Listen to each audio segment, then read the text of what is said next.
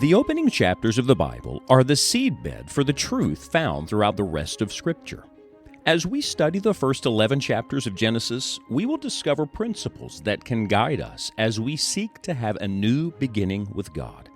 Are you in need of a spiritual reset? Good news.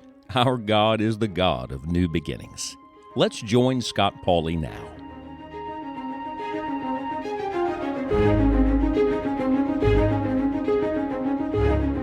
In the Garden of Eden, there were a host of trees, but there were two trees called by name.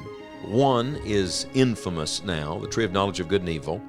That was the tree of which Adam and Eve ate and fell. They disobeyed God. The other is a famous tree by name. It is the tree of life. May I ask you, whatever happened to the tree of life? Well, God answers that in His Word for us, and it's very instructive. We've come to the closing verses of Genesis chapter 3, beginning in verse number 22. The Lord God said, "Behold, the man is become as one of us, to know good and evil." Now let's pause there just a moment, because there are a couple of very important things to note. The first is that the Godhead is having a conversation. Who are we speaking of here? Our triune God, God the Father, God the Son, God the Holy Spirit. Notice the plural. The Lord God said, "Behold, the man has become as one of us." The same language that was used in the creation. Let us make man in our image, according to our likeness. So here we have the Father, the Son, and the Spirit who created man, now working to restore man. I love this. God at work in the creation, God preparing for the new creation. So the Lord God said, "Behold, the man has become as one of us, to know good and evil." Remember the tree of knowledge of good and evil? Now it's not just good that man knows. Now we know every evil thing. Evil has come into the mainstream of humanity. And now, they continue, "lest he put forth his hand and take also of the tree of life and eat and live forever.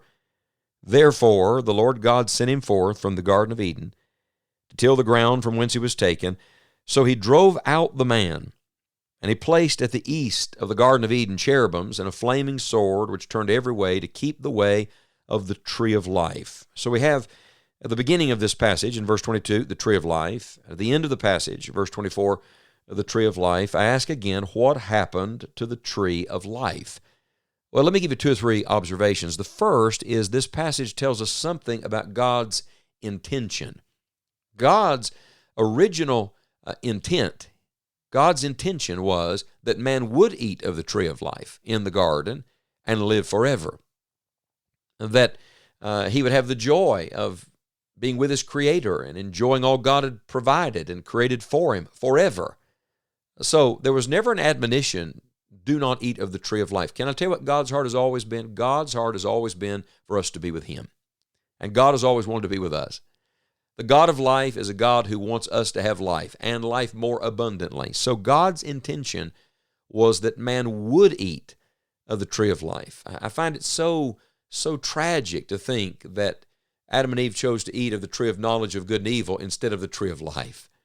This was the tree they could have eaten of and enjoyed forever life, but instead they chose the way of death, the way of sin. So we see God's intention.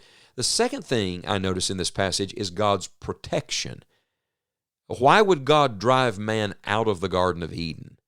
Well, I would remind you that Eden is not Eden without the presence of God. And if sin has entered in and the Lord is not communing with them there now, the location didn't matter.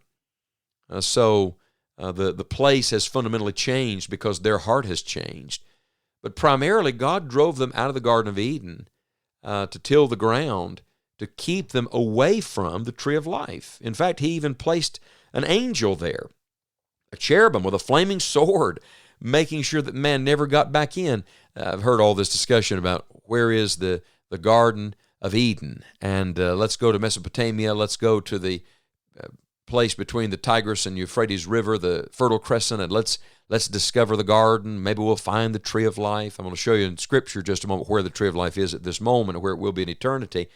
But frankly, I don't care how hard you search, you're not going to find it because God protected it from man ever finding it again on his own.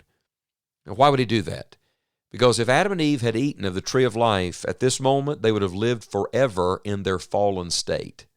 Ponder that just a moment. Imagine living forever separated from God, forever with the curse of sin upon you. See, again, God's intention was not that the curse lasts forever. It was not that their sin destroy everything forever. God's going to make a way and a provision. Remember, Christ is going to come in the midst of that curse. He's going to become the curse for us on that cross. He's going to make a way that the curse can become the blessing. Praise God for that. And so what does he do? He stops them from eating of the tree of life. Do you understand that man being expelled from the garden was just as much an act of mercy as it was of judgment? God was keeping them from continuing on in this condition. And so it brings us to a third truth. Not only God's intention and God's protection, but now we come to God's restoration. You see, our God is the God of restoration. He makes all things new. Okay, where does the tree of life show up again? In the last book of the Bible.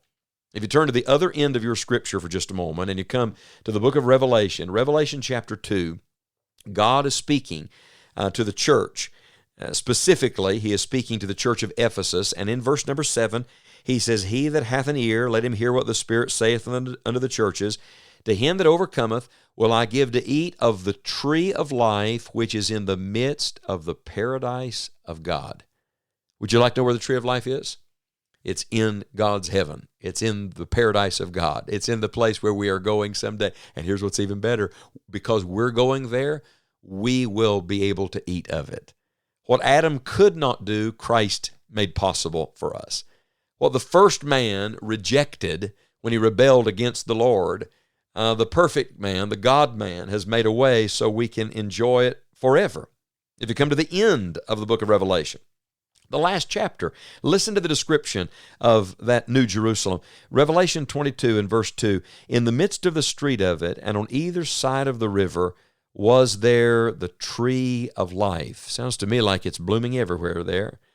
"Which bare 12 manner of fruits, and yielded her fruit every month." Time out just a second. Our fruit trees have one type of fruit and bloom or bear fruit typically once a year. But the tree of life has many fruits, and it bears all year long, every month. "And the leaves of the tree were for the healing of the nations."